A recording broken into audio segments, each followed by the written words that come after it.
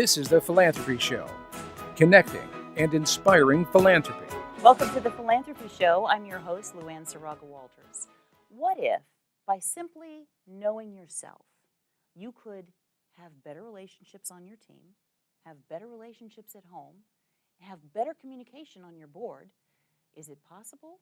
Why, yes, it is. Our guest today is Ellen Nastir, who is the founder of Innovative Team Solutions. And I love talking with her, and I know that you're going to really enjoy this show, because this is something that will not only help your nonprofit organization, not just you, whether you're a staff member or a CEO, executive director, whatever, all levels, board member, it will also help your relationships in general, your family, your friends, everything. And it is about self-awareness. Thanks for coming on. You are welcome. Thank you for I having am me. self-aware right now that I'm exceptionally happy that you're on the show. Well, thank you. I'm excited too. You know, you and I have just talked briefly about what you do, and Right. I want to let you explain that a little bit more in this area, because it just seems to me that this is so vast that once you start down one path, talk about personal growth and development, it's huge. How did you become involved in this aspect of your journey? Very eclectically. My background was in teaching the hearing impaired, and I did several different aspects in sales and marketing, and then I had heard about a coaching field when it was really just up and coming about 12 years ago, and I kept thinking about it, and then I went out to Denver, and there was a conference out there, and I fell in love with the people that were surrounding it, all the information that I was getting from it, and called my husband that night, and I said, I'm home. This is what I'm meant to be doing. And I transitioned into life executive coaching, did a lot of things there, and I'm just a lifelong learner. So I kept taking more and more classes, different certifications, and really synthesizing all the information together. But really, when I took a relationship systems coaching class, and being able to help people understand having different conversations about how to avoid the assumptions that we make about others, but learning more about ourselves and being able to turn the camera inwards, if you would. Well, because what you're just saying is, if that reflection is essential for the harmony in the workplace. Absolutely. Or in your family life, wherever. But so let's talk a little bit about that. Self-awareness and organizational development. How do those two go hand in hand? Because as being personally aware is understanding your own strengths, where you really come to be your best, and as well as being aware of what your beliefs, your thought systems, and your weaknesses, because we all have the different aspects of us, the Achilles heels that can trip us up. When we bring that self and not fully aware into the workplace, we're just really looking at things through a narrow pathway. You know, one lens of how this is who we are and this is how we operate. When we really open up that space to realize that who we are and how our impact especially is on other people, that 9 out of 10 times people really don't go down that path to realize. No, they don't. And so we know how other people impact us, but it's raising that awareness of how we see the world, how we view others, and how we want to be seen in the workplace, and what do we want in our interactions? And is it working for us? Is it not working to our best? Do you work with do you see a lot of small businesses and organizations that already have some kind of, they're mired in some kind of a conflict, and you're coming in to try to help them figure out these essentials? The dynamics? Yeah, a lot of times. I mean, it's bringing in the cohesiveness. I love saying that it's bringing positivity into the workplace, and you know, there's so much research going on now about only internal happiness and the positivity aspect. But when you're going into a workplace and, you know, people are working together day in and day out, you know, there's assumptions that get formed. There's different alliances in the workplace that get formed. And it really is raising the awareness. And that's why my foundational piece is really going in and just, it's a beautiful way of just being able to say, hey, this is a style. We're not putting anyone in a box, but this is my come from, my DNA style. And how does it either complement your style, or how do we really start to see, ooh, this is where we're really different, and there's such juice there to be able to have eye-opening, different conversations than what people normally have. And clearer conversations. Right. I think what this strikes in me, depending on your nonprofit, You may have a comfort zone with your communication Mm-hmm. process, and your team members have learned how to communicate, and they've learned what buttons not to push or whatever. Or you may have, the other end of the spectrum, or anything in between. And the reality is, we don't have, in the nonprofit sector, we don't have those types of corporate programs that offer many of those. Really, I've been in 3 different industries. I've been through some management training that's similar to the self-awareness that you're Right. talking about, but I don't think go as in depth as what I've seen in your programs, Right. which is fabulous that they do, Well, thank you. that you do. But what I think that this show can be beneficial for nonprofits and boards who are Mhm. trying to struggle with all the different personalities that are on as well, Right. is to take a step back, and instead of going from the programmatic, which is about the organizations where it wants to go, you still want to go along that pathway, but all along that pathway, it's learning, number one, yourself Right. and how you react. And I'm talking around what I'm trying to figure out how I'm trying to say. I think that what I've seen in conflict from organizations is this person, I know what I'm feeling. I'm feeling anger because this person made me mad. Right. And that's where it stops. So what you're saying is, how do we go deeper? It's learning the skills and the tools to be able to have ownership of our own feelings and to feel it, to realize you can step back from it a moment to say, can I take a time out for a second? I need to kind of get my head together to feel why this just doesn't feel right. And to be able to make some alliances and commitments, agreements with each other and how you can best work together. So it really is, it's a different conversation than people in the workplace normally have.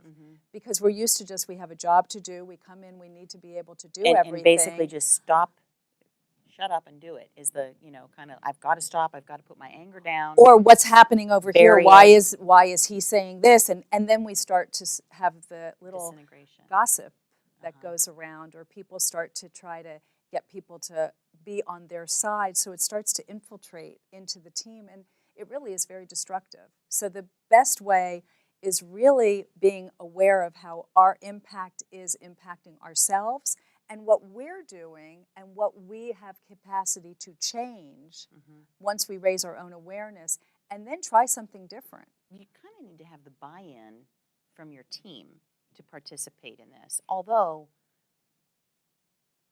I have seen this time and time again where when they open up to being able to have someone come in and be able, it's a neutral person.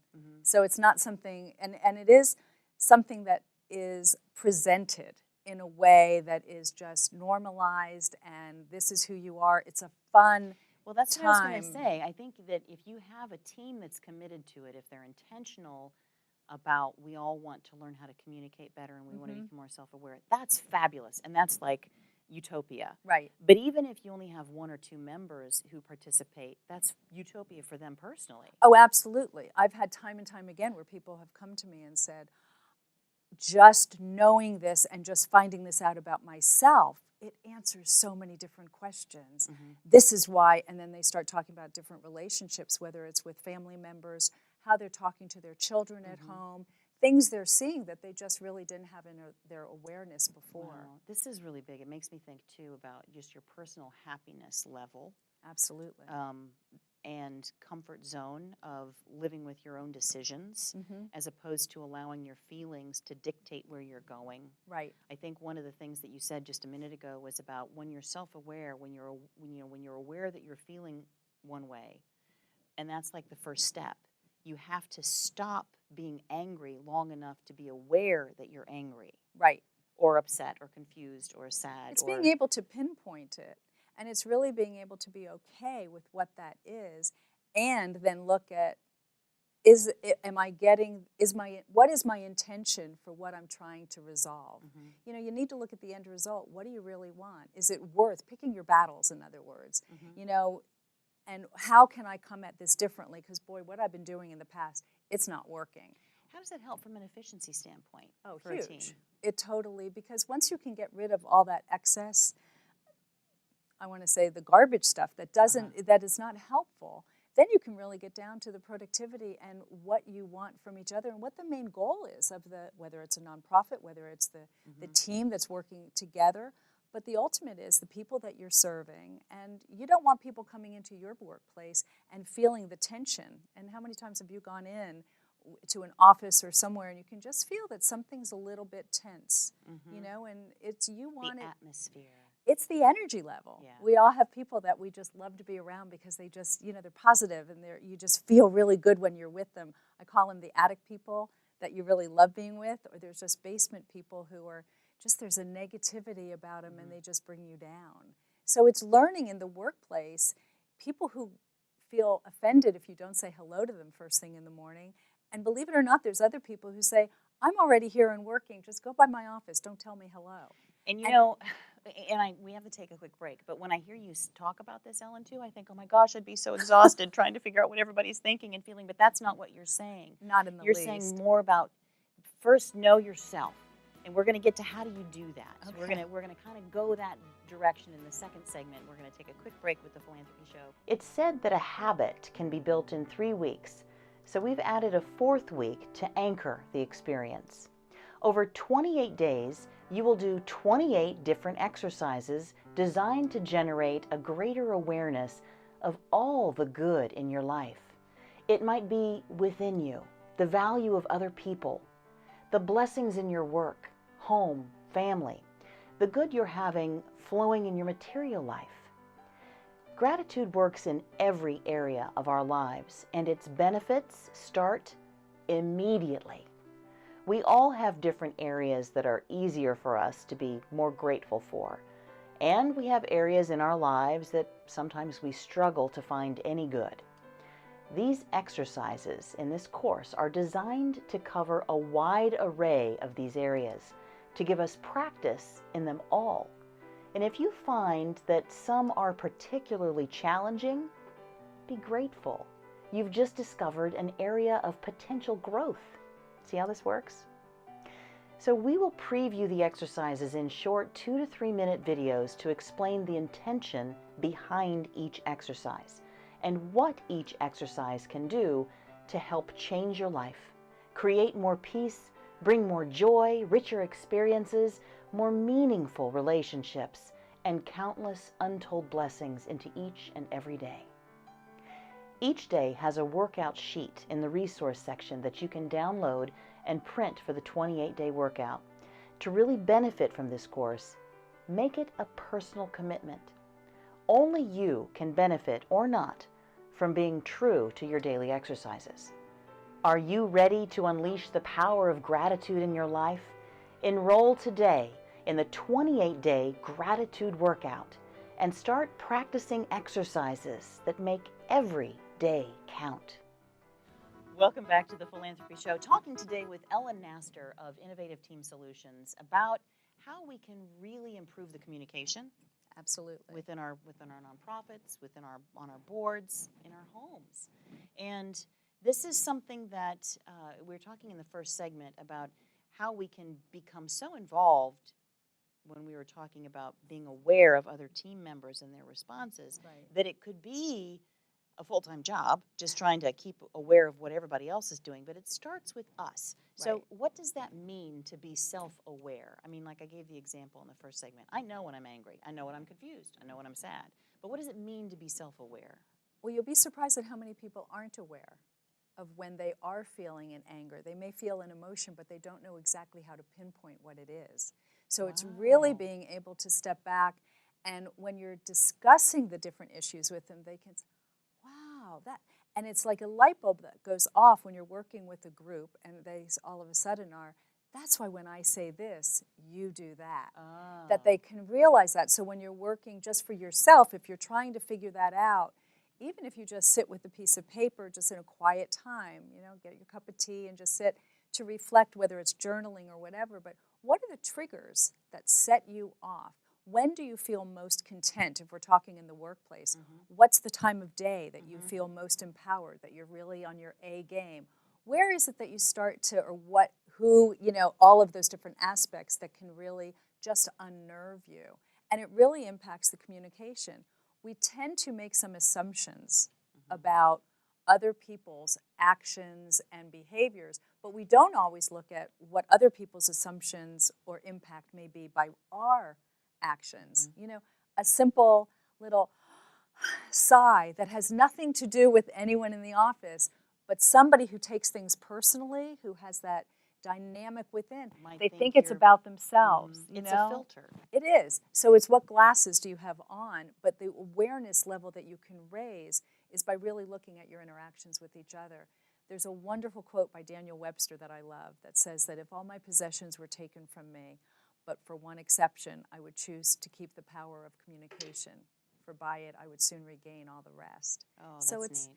how we're interacting with each other, how we're looking at our own facial expressions, how we look at our own body movements, the whole body language part. So when you're asking about just yourself, it's not picking at yourself, it's really being able to look at what are the really good strengths about myself, what do I really like, and wow, where do I get tripped up? What are my thoughts about this? And has it just been an assumption or a thought that I don't even know if it's true anymore? You know, there's a bravery in doing that. It takes a courage to dive into that peeling of the onion that you're talking about. And in doing that, there's a freedom, you know, to take that step forward, to be courageous enough to say, and I liked your word discontent, because it may not be anger, it may not be frustration. You don't understand. Right. Is that what you're saying? That Right. there are a lot of folks who might be like, there's just something off. Right. And I don't know how to put my finger on it. But if I can take that courageous step towards trying to figure that out. It's being, absolutely, it's a courageous part, and it's measuring our own or upping our resiliency to be able to reach out to someone if we're having a conflict and be the first one to ask questions so that you can understand. But you know, by taking ownership of it and I always say using the word I, so that you're owning it. You know, I feel there's a sense of frustration that, you know, when we're working together, what is it that I'm doing that is leading to some of the confusion, or I really want to be. The more you can use your self. Wow, I just went into, you know, having had the benefit of a variety of jobs in different industries. I've had a variety of workplace experiences, and those that were a bit more dysfunctional. When you're describing having a conversation like that, I feel that there's some discontent or what, as we're having this conversation, or what is it that I'm doing? There's another part too, that just because somebody may say, well, when you do this, I feel, doesn't mean you have to blame yourself. No. You can't play the blame game too. Isn't that a part of it? That, okay, we're going to discover this about ourselves in a gentle and accepting and forgiving way, as opposed to, you do that, I feel this. You know, You have to get away from the word you. Wow. Yeah. Because once you say the word you, defenses go up, and no one's hearing anything after it. The same thing with the word but. You know, if you're saying, you know, that's a great idea, but it just discounted everything you've said before. It's a great idea you have, and I think if we do this. So it's using that little and, it's still giving ownership here. When you're starting any kind of a difficult conversation, if you can come, I'd like to have a few minutes. Can we talk sometime when you have time in your schedule? Let's compare schedules. It's checking in with the person. It's not barging into an office. It's really calming yourself down. I think earlier you said, you know, you kind of can step out for a few moments, collect your thoughts, ask the person, say, you know, I think I'm getting a little flooded right here. I'm a little overwhelmed with all this. Let me step back and I'm not let sure me come exactly back. why. Yeah. I think that's a respect for the other person Absolutely. and yourself, to be able to say, you know, I'm going through some kind of a response, some kind of reaction. And when you and I were talking before the show, and to me, it's like your personal GPS. You know, something is off, and you said your emotional state is letting you know that this does not fit. Your soul is saying something is not fitting here. So to be aware of that. That's the first key, and that's probably the first part of what I always am saying, because so many of us just get caught up in that feeling, and we want to dig our heels in and just, no, but you have to understand, you know, that we really want, and it really is letting it evolve, because once you go in and it's not changing everything all at once.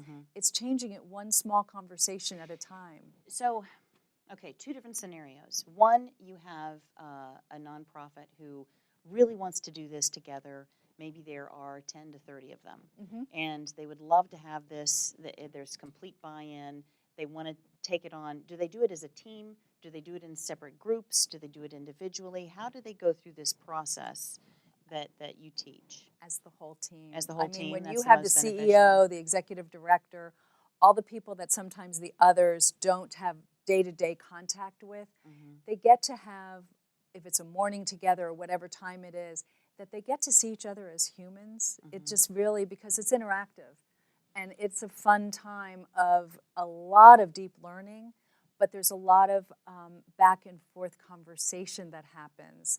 And it's just really eye-opening.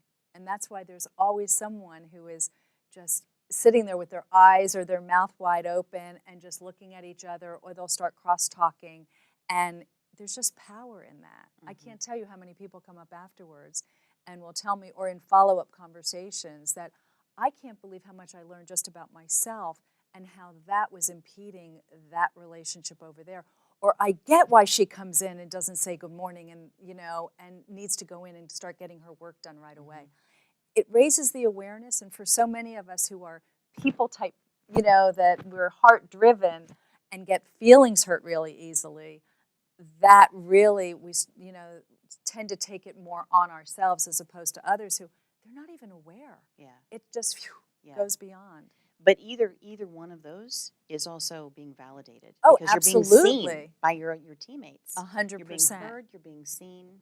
I think it's so healthy for an organization just to take that time, because we're so busy, and nonprofits, God bless us, you, because we're not one, but God bless you for doing Absolutely. everything that you do with all the hats that they wear. Well, and I've been in that world, and it's tough. It's the board, and it's also when they're looking at volunteers who come in. It's looking at that whole spectrum, because everyone wants to feel that they're valued and appreciated, and that their being involved matters, that their contributions are important. And that's the piece, when you can be able to show that in a very genuine and Committed. Yeah, it's not just a, hey, thanks for being here, we appreciate it. It's really very specific and heartfelt, that it's, wow, when I saw you talking with Mrs. Jones and saw how you really made her feel comfortable, and all the different parts of it that go into a really good message that really lands differently. You're talking about and that's about morale, about how do people feel that they are respected, treated, valued within their organization. And I've actually heard people say, okay, yes, that's very touchy-feely, but we have to get sales, or we have to, and you've been in sales, you're familiar with that industry, or we've got to get our donations up, or we've got a budget that we've got to hit. And so how does that impact our bottom line?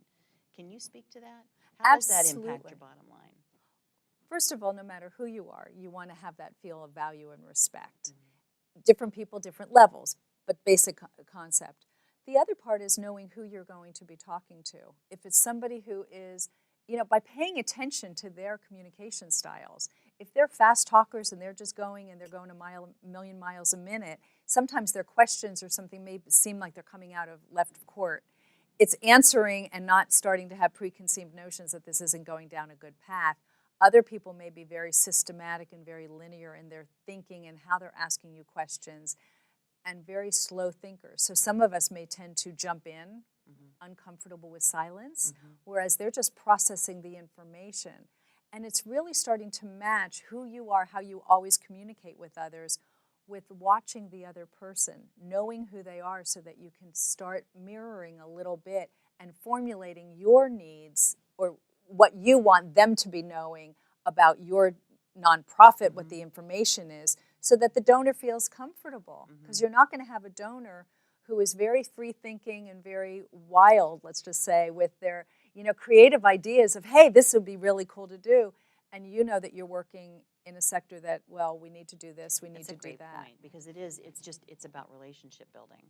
It's about connecting at that heart-to-heart level with somebody that has the same passion as you. You may be working in the nonprofit, and they may be donating to your nonprofit. Absolutely. But you have that same passion. You also have people, though, who don't really care to know a lot of the the bottom line part, all the different details of the grants and all the different aspects. They want to know just, give me the flat out bottom line. What's the picture? What's your goal? What's the data? Right. And they just want it, and they'll make a decision But based in on that that. case, you're still connecting because you're honestly listening Right. to what they want. You're meeting so that their you- needs Exactly. so that they can then meet So your I had needs. said to you a few minutes ago, I was going to give you two examples. One was you've got a team that has complete buy-in and they all want to do it. What of, grammar, what about those nonprofits who may not be in that situation, but you've got one or two or three employees who really want this for more of a self-development, I guess, so that their experience within their workplace is better for them. Is that a possibility as well? That's always a possibility. I mean, but generally speaking, it will be, More the beneficial for the decision team. makers who are going to be deciding. Although a lot of times someone will come and say, I have, this one team within our whole organization that just really is having some struggles. Is that something you can work with? And inevitably, you start working with one small team, whether it's 2, 3, 4 people.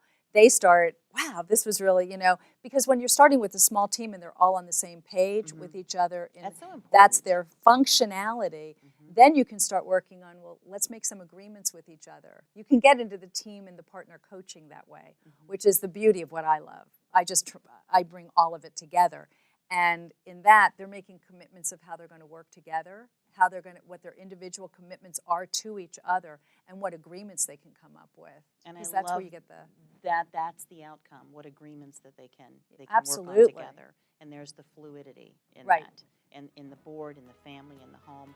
Can you believe we're at the second break? Time for the second break. But when we come back, it's time for Truth or Care. Do you feel like you're on a hamster wheel of fundraising activities, trying to meet a goal that's always just out of reach? Then join us in Fundraising Success, the Complete Development Plan, a discussion-style course designed for both brand new fundraisers and experienced professionals to help you create a development plan to increase your fundraising results. Select the fundraising activities that actually work for your organization. Set achievable financial goals and meaningful strategic goals. Create a useful timeline of fundraising activities, and much more. If you're ready to create your complete development plan using resources you can use again and again to modify your plan annually, then enroll today, and we'll see you in class. Enroll today at thephilanthropyshow.com. Welcome back to The Philanthropy Show, talking today with Ellen Nastir, and it's already time for Truth or Care. So thank you for sharing all of your very wonderful gems about self-awareness, and just something I love, and I think that it's so beneficial for any business, nonprofit, any person, any board, any family, whatever. You've got an amazing gift in helping people towards that. So now with your vast experience that you've had with different sales and your bagel store, and I love that, now working with nonprofits in business as well, why do you work with nonprofits, and what is your heart's definition of philanthropy? My heart definition probably is heart. It's heart to heart. It's my heart being able to reach out to others, and in seeing the impact that when you're helping people in nonprofit or any area, when you can be reaching out and helping people are hungry to connect. We have such a vast communication lag. We think we're connected because of the computer age and social media, and we want human connection to be authentic and to be real and to feel good about ourselves and who we're serving, how we're interacting with others, and there's a hunger for that. So it's helping people in uplifting people, better understanding themselves, how they relate with others. And I guess what really struck me was over about 20 years ago when I was going through a real difficult time in my life, and I was waiting in a carpool line to pick up my kids, and it was when Elton John's song was on the radio from The Lion King, Can You Feel the Love Tonight? There's a stanza in there that just hit me like a ton of bricks that said, there is a time for everyone if we only learn that the twist in the kaleidoscope moves us all in turn. Oh, that's neat. And I just had, because when you think about it, the kaleidoscope, just one small twist the whole picture changes. So when you're going into a nonprofit or through the Nonprofit Leadership Center, you're just opening up one small shift of a perspective that someone gets. It just opens up so much possibility and potential for them. So it's a heart-centered, there's no greater feeling to me in being able to do that. One small shift can change the dynamics in your entire relationship base. And for yourself, because all of a sudden you look at everything through a different set of eyes. It's taking off the one set of glasses and putting on something else. And it builds empathy. It builds so many different skills to develop your resiliency, to bounce back quicker. That's cool. And that just goes out, and when you think about it, the nonprofits, their teams learn it, but they're taking it out to everyone. Absolutely. Who they're dealing with. The ripple effect just it keeps is. going. And that whole part, the whole conversations can change.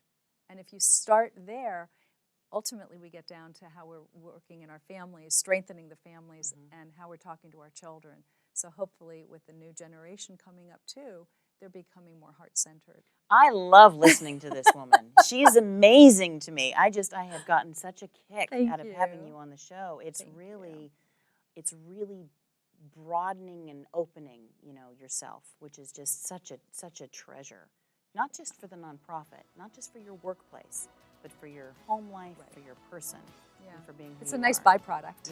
Yeah. Thank you so much for coming on the show, Thank you. Ellen. This It was so great. to have I you. appreciate it. Thank you. And with that, we're wrapping up another philanthropy show. But remember, keep watching Video on Demand, all the shows that are available, and we post a new show every Monday at 4 o'clock Eastern. See you next time.